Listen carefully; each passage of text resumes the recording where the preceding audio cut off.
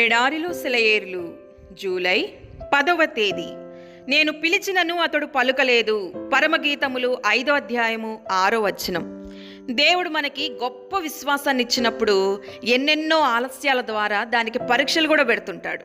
తన సేవకుల ఆక్రోశాలు ప్రతిధ్వనించేదాకా వాళ్ళని బాధపడనిస్తుంటాడు. పరలోకపు పసిడి ద్వారాలను వాళ్ళు ఎన్నిసార్లు తట్టినా అది తుప్పు పట్టినట్టు బిగుసుకొని ఉండిపోతుంది. ఇర్మియాలాగా వాళ్ళు ఎలుగెత్తి అరుస్తారు, మా ప్రార్థనలు నీకు చేరకుండేలా మబ్బు వెనకాల దాక్కున్నావంటూ.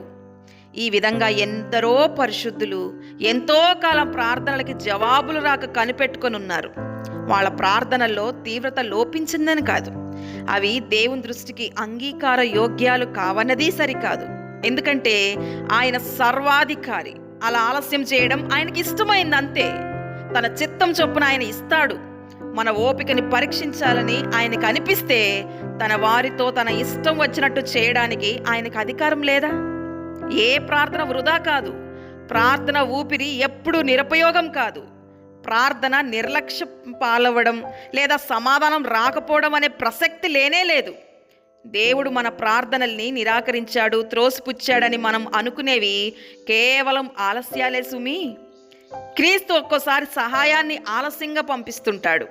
మన విశ్వాసాన్ని మెరుగుపెట్టాలని, మన ప్రార్థనల్లో జీవం ఉట్టిపడాలని ఇలా చేస్తాడు. తుఫాను రేగి అలలు నావను కప్పివేసినప్పటికీ ఆయన నిద్రపోతూనే ఉంటాడు. కానీ అది మునిగిపోయే స్థితి రాకముందే మేల్కొంటాడు.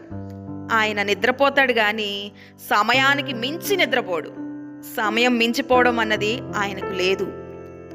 ఊరుకో హృదయమా, గోలపెట్టకు, నీ ఎండిన భూమిని ఆయన కంటికి కనపరుచు, అన్నిటినీ చూస్తున్నాడు ఆయన.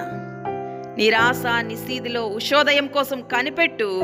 దేవుడు దిగి వస్తాడు దయతో. ఎండిన నదుల్ని నీటితో, మృత్యు చీకటిని వెలుగుతో నింపి బ్రతికిస్తాడు. దేవుడి మాటలను దీవించునుగాక. ఆమేన్.